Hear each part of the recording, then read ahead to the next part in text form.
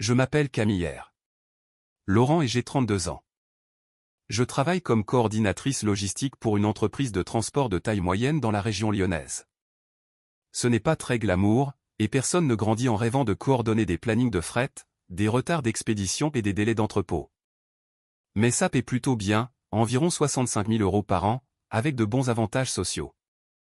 Je me suis bâti une vie stable, faite de routine, de discipline, en faisant mon travail même quand personne ne le remarquait. Pendant 4 ans, j'ai été avec Hugo. Nous nous étions rencontrés par l'intermédiaire d'amis communs lors d'un barbecue à l'été 2020. À l'époque, tout semblait si simple avec lui. Il riait de mon humour pince sans rire, se souvenait des moindres petits détails et transformait les week-ends les plus ordinaires en moments précieux. Les 2 premières années ont été belles, vraiment belles. Nous avons emménagé ensemble au bout de 18 mois, partagé le loyer d'un joli 3 pièces près de la presqu'île de Lyon, et construit notre petit monde confortable. Les soirées films du vendredi, les courses, nos délires à nous, un calendrier partagé rempli de rendez-vous chez le dentiste et de dîners prévus. Et puis, il y a environ 6 mois, Hugo a changé. De petites choses au début. Il s'est mis à prendre son téléphone avec lui dans la salle de bain quand il se douchait. Il inclinait l'écran pour le cacher lorsqu'il envoyait des messages pendant le dîner. Il a commencé à aller à la salle de sport 4, parfois 5 fois par semaine, alors qu'avant il y allait peut-être 2 fois si je lui rappelais qu'on payait l'abonnement. Il a acheté de nouveaux vêtements, se faisait couper les cheveux plus souvent, et a commencé à mettre un parfum que je ne lui connaissais pas. Quand je lui ai demandé si tout allait bien, il m'a souri et m'a embrassé sur la joue. « J'ai juste envie de me sentir bien dans ma peau », a-t-il dit.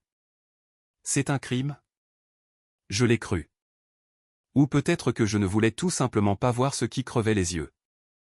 Il y a 3 semaines, tout a basculé. Je suis rentré plus tôt du travail parce que mon responsable, Benoît, m'a laissé partir à 15 heures après que nous ayons terminé un gros projet logistique avec de l'avance. Nous avions fait des heures supplémentaires pendant 2 semaines d'affilée pour coordonner les expéditions d'un client dans la grande distribution, et Benoît m'a fait signe de quitter le bureau avec l'air d'un père fatigué. Rentre chez toi, Camille. Tu l'as bien mérité. J'ai conduit jusqu'à la maison, tout excité. Je me disais que j'allais faire une surprise à Hugo. Peut-être commander chez ce traiteur thaï qu'il adorait, ouvrir une bouteille de vin et regarder un truc stupide sur Netflix. Quand je suis entré dans l'appartement, j'ai entendu sa voix venant de la chambre. Il était au téléphone. La porte était entr'ouverte. Je me suis arrêté dans le couloir. « Je sais, bébé, disait-il doucement. Je sais.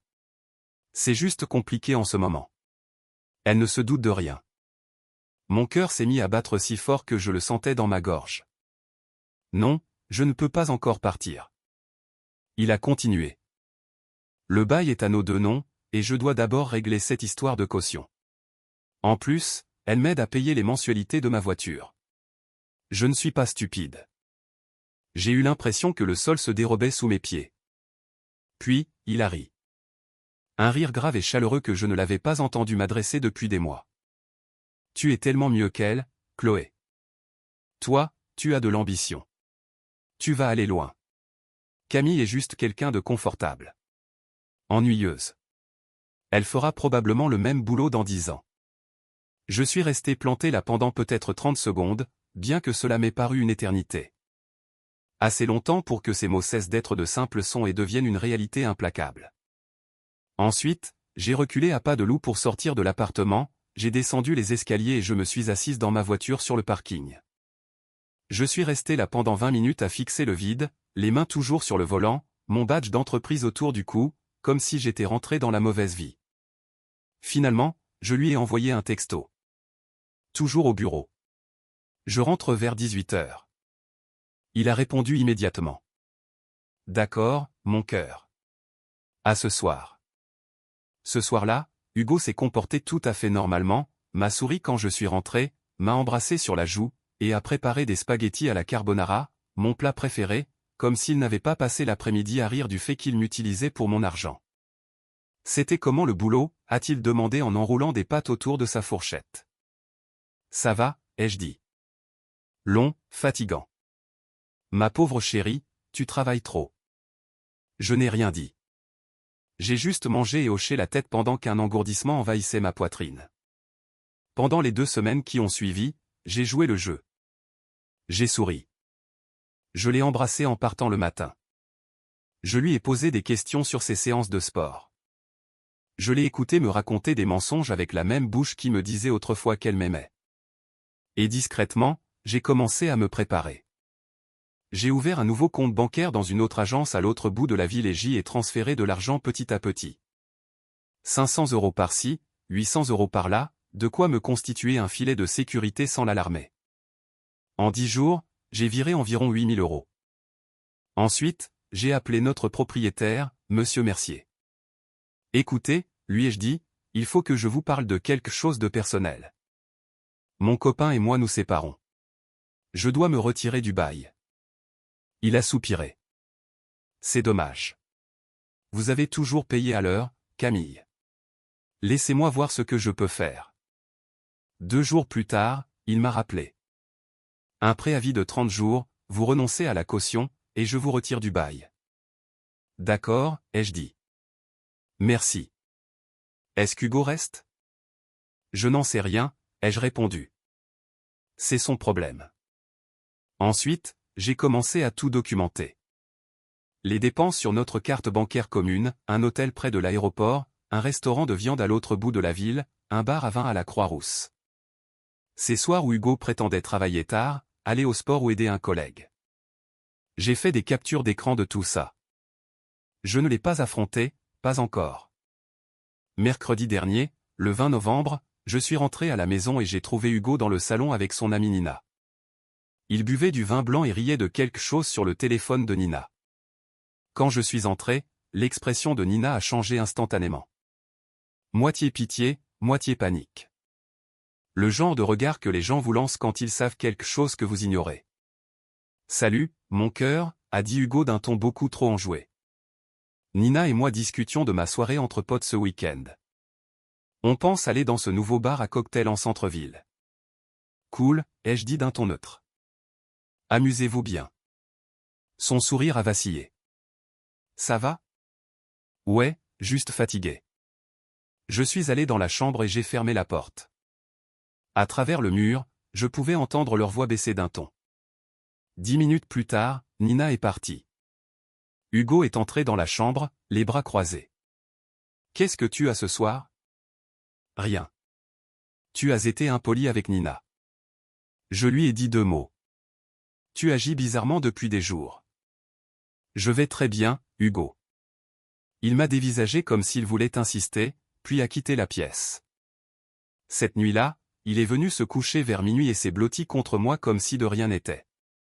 Tu es sûr que ça va, a-t-il chuchoté. Ouais. Il a embrassé mon épaule. Je t'aime. Je ne lui ai pas répondu. Vendredi matin, le 22 novembre, je me suis réveillé avant Hugo. J'avais déjà fait 2 valises et les avais mises dans ma voiture la veille pendant qu'il prenait sa douche. J'avais mis dans des cartons mon acte de naissance, mon passeport, mes avis d'imposition, des photos de famille et tout ce que je ne pouvais pas me permettre de perdre. J'avais un plan. Et pour une fois, l'amour n'allait pas m'en dissuader. Je suis allé au travail normalement. Vers l'heure du déjeuner, Hugo m'a envoyé un message. Tu as envie de quoi pour ce soir? Je pensais à des pâtes, ai-je répondu. Ça me va. À 16 h, j'ai quitté le travail plus tôt et j'ai conduit jusqu'à l'appartement. Hugo était sur le canapé, en pantalon de jogging et dans un pull trop grand, en train de faire défiler l'écran de son téléphone. Il écrivait probablement à Chloé. Il a levé les yeux, surpris. Tu rentres tôt. Oui. Tout va bien? Je me suis assise en face de lui dans le fauteuil. À vrai dire, non. Son sourire s'est effacé. Je suis au courant pour elle. Son visage a perdu toutes ses couleurs. De quoi? Chloé. Je t'ai entendu au téléphone il y a 3 semaines. J'ai vu les prélèvements pour l'hôtel, les restaurants, le bar à vin, tout. Il s'est mis à pleurer immédiatement. Pas les pleurs de quelqu'un de brisé, mais ceux de quelqu'un qui s'est fait prendre. Camille, je peux t'expliquer. Je ne veux pas d'explication. Je veux de l'honnêteté. Il s'est essuyé le visage, puis a expiré comme s'il se rendait pour une noble cause. D'accord. Oui. Je vois quelqu'un. Elle s'appelle Chloé. Je l'ai rencontrée à la salle de sport. Mais ce n'est pas sérieux. Pas assez sérieux au point d'aller à l'hôtel? Son visage s'est crispé. Toi et moi, ça fait si longtemps qu'on est ensemble. Je me sentais coincé. Comme si on allait nulle part. Alors, au lieu de m'en parler, tu m'as trompé. J'allais te le dire. Quand? Après avoir trouvé le moyen de continuer à m'utiliser pour payer le loyer et les mensualités de la voiture? Son regard est devenu glacial. Les larmes se sont arrêtées. Ce n'est pas juste. Tu l'as dit toi-même au téléphone. Il s'est levé, la voix montant dans les tours. Tu sais quoi, Camille? J'ai peut-être triché, mais tu me faisais me sentir invisible. Chloé, elle, m'écoute vraiment. Elle a des objectifs. Elle construit quelque chose. Elle va de l'avant. Toi, tu te laisses juste porter par la vie. Je l'ai regardée, et soudain, la douleur s'est tue, très calmement. Alors va la retrouver. Quoi? Si elle est tellement mieux, va vivre avec elle.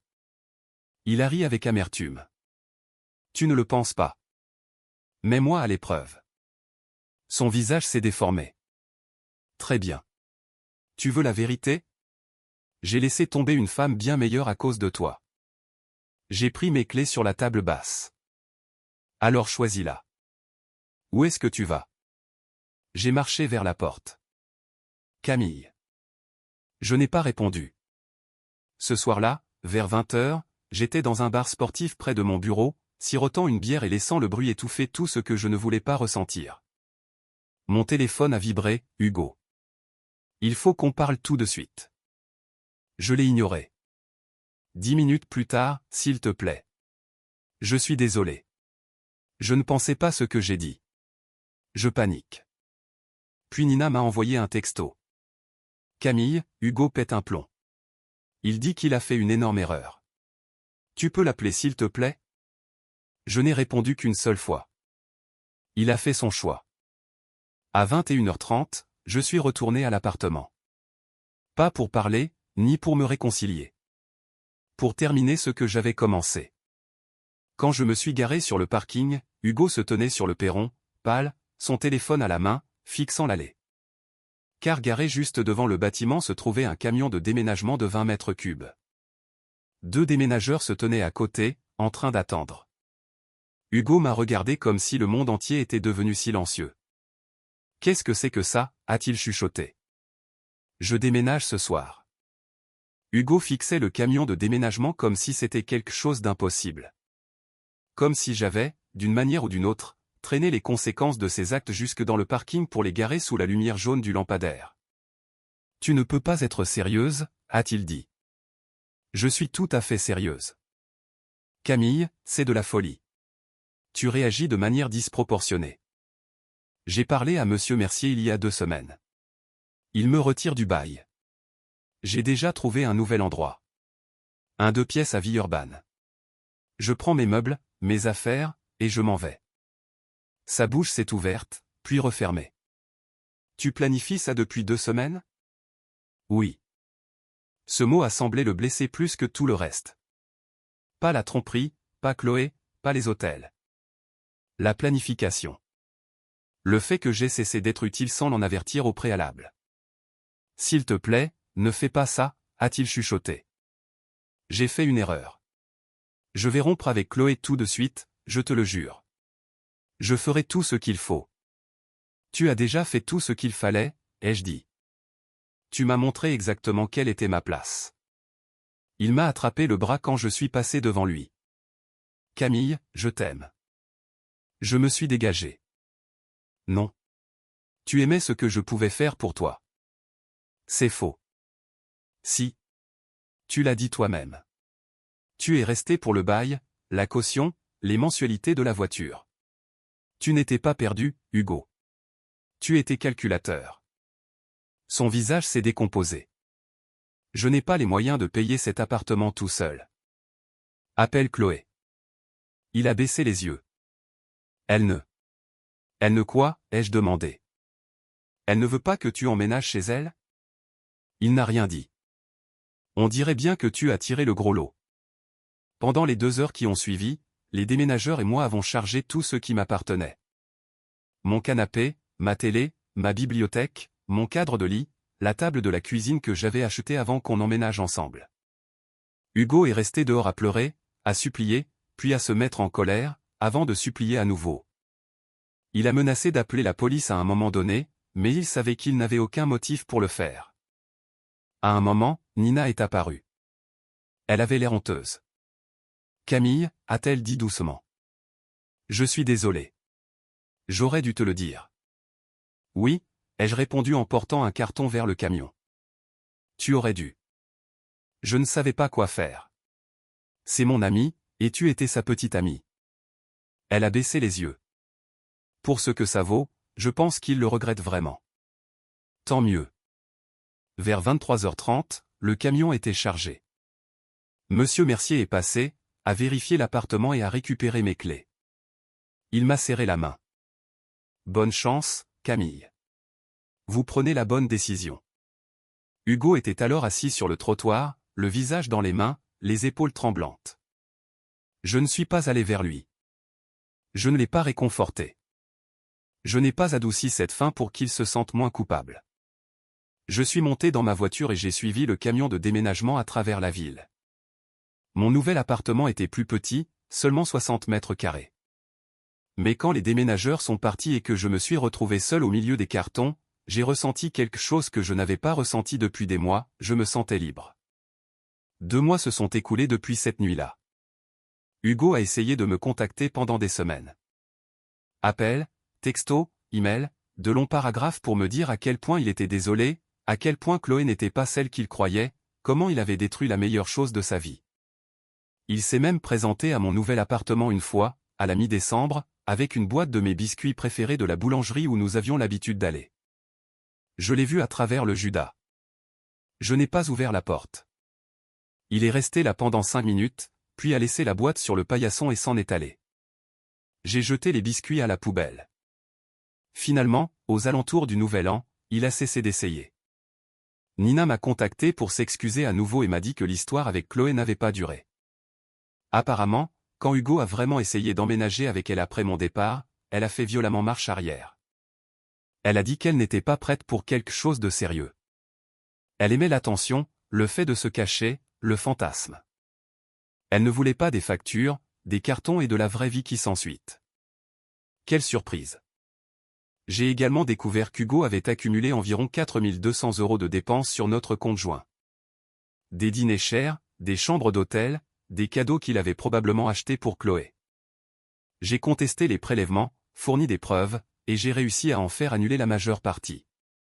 J'ai payé le reste du solde juste pour clôturer le compte et en finir.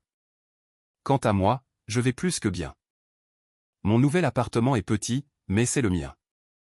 Je l'ai décoré comme je le voulais, j'ai acheté un nouveau canapé, j'ai fixé ma télé au mur correctement, j'ai recommencé à cuisiner. Je vais à la salle de sport 4 fois par semaine maintenant. Pas parce que j'essaie de devenir quelqu'un d'autre, mais parce que j'aime me sentir forte dans mon propre corps. Il y a quelques jours, je suis tombé sur Hugo au Monoprix de la rue de la République. Il était près du rayon boulangerie, portant un sweat à capuche qui semblait trop grand pour lui. Les cheveux en bataille, le visage fatigué. Nos regards se sont croisés pendant peut-être 2 secondes. Sa bouche s'est ouverte comme s'il voulait dire quelque chose. J'ai tourné les talons et je suis parti. Je ne le déteste pas. Je ne lui souhaite pas d'être malheureux, mais je ne lui dois pas non plus mon temps, mon pardon, ma présence, ni une énième chance d'expliquer ce que j'ai déjà très bien compris. Certaines personnes pensent que 4 ans de relation méritaient qu'on se batte un peu plus, mais je me suis battu. Je me suis battu en restant patiente. Je me suis battu en lui faisant confiance. Je me suis battu en construisant une vie avec quelqu'un qui construisait secrètement un plan de sortie avec une autre femme. Hugo a abandonné en premier, à la seconde où il a décidé que je ne lui suffisais pas et qu'il est allé voir ailleurs. À la seconde où il m'a menti effrontément tous les jours tout en m'utilisant pour ma stabilité. À la seconde où il a dit qu'une autre femme était meilleure que moi, tout en me laissant continuer à payer pour sa vie. Cette nuit-là, quand il a vu le camion de déménagement et a compris que je ne bluffais pas, a été la dernière fois qu'il a eu le moindre pouvoir sur moi. J'ai repris le contrôle. Et je ne laisserai plus jamais personne me l'enlever.